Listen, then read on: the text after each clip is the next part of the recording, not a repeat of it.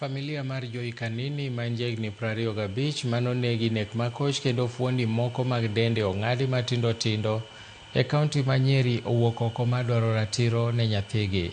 Ka giloso e kinde nyasi mar ik mare manotim e gweng' ma Mutaro e ward ma Ngobit e kaunti ma Laikipia, familia nowacho ni kata bed ni giseweyo ne achich manotimo tim makamano, gidwaro mondo bad migawo mar doho mondo tem mar neno ni ratiro yudore e yo makare.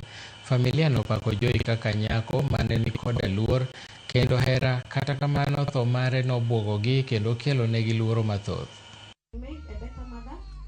I will always remember how carefully you shaped the things I sent to town and how naturally you cared for everyone around you.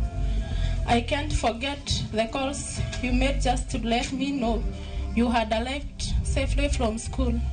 Your random visits that always brightened my day, and the way you would collect me, then burst into laughter wherever I was nikingoa. You were not just a daughter, you were a special gift from God. You brought fulfillment in our lives in ways words cannot express. You filled our home with laughter, our hearts with pride, and our days with purpose.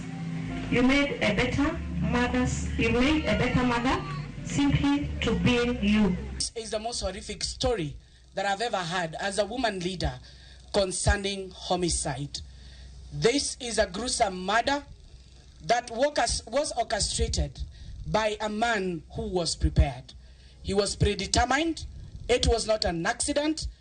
The gentleman concerned in this question, me, I'm on the team.